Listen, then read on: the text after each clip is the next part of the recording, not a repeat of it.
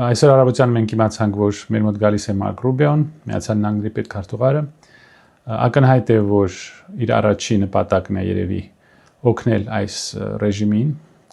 մեկ անգամ եւս աջակցել նրանց, որ ելի ինչ-որ բեմադրություններ լինեն սրտիկներով,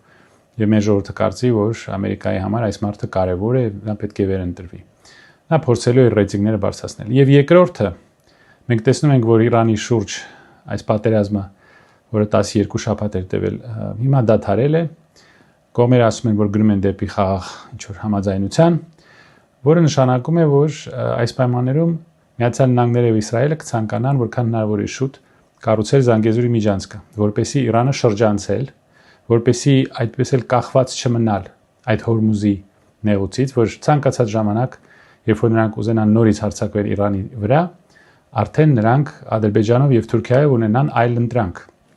տրանսպորտային, նավթային, գազային այլ ընտրանք, որ այսպես կախված չլինեն Հորմուզից եւ Իրանից։ Ինչպես ես ասացի շաբաթներ առաջ, այս իրավիճակը պատերազմի Իրանի շուրջ ստեղծում է մի կոնտեքստ, մի իրավիճակ, որում մենք ճնշման տակ ենք լինելու, որքան հնարավոր է շուտ զիջել Մեղրին եւ Զանգեզուրի միջանցքը բացել, որ Իսրայելը կարողանա շրջանցի Իրանը,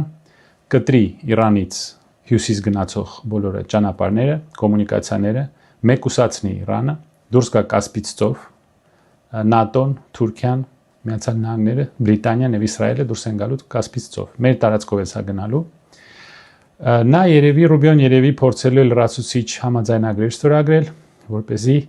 մենք այլևս չկարողանանք որևէ ձևով հետ բերել Մեղրին։ Մեզ ասում են, որ սա մեր սուվերեն տարածքն է, որ ես ճիշտ չեմ ասում, որ Մեղրին մենք չենք հանձնել։ Եթե մենք ուզենայինք չհանձնել Մեղրին, ուղղակի ճանապարհ տալ ադրբեջանցիներին եւ ուղղակի ներդրումներ բերել Միացյալ Նահանգներից, մենք կանեինք հետեւյալը։ Առաջինը, մենք կվարձեինք մասնավոր ընկերություն։ Ամերիկայից ինչ որ մասնավոր ընկերություն կվարձեինք։ Եթե դուք կնքում եք պայմանագիր մասնավոր ընկերության հետ ձեր տարածքում, նա ենթարկվում է ձեզ, ենթարկվում է ձեր օրենքներին։ Օրինակ Հայաստանի տարածքում Carrefour-ը ֆրանսիական ընկերություն է, չէ՞, բայց նա ենթարկվում է մեզ, որտեղ մեր տարածքում է եւ դա մասնավոր ընկերություն է։ Հավասարը հավասարի հետ չի դա։ Բայց երբ որ դուք պայմանագիր եք կնքում պետության հետ, երրորդ պետության հետ, ձեր տարածքին վերաբերյալ, դա նշանակում է, որ այդ պետությունը հիմա իրավունքներ ունի ձեր տարածքում, այսինքն դուք ձեր սուվերենությունը կորցնում եք։ Դա նույն բանն է, ինչ որ դուք ձեր հարևանի հետ պայմանագիր կնքեք, թե ձեր տանը ոնց եք վերանորոգելու, ասենք, պարկետը կամ աբոյները կամ ինչ լամինատ եք օգտագործելու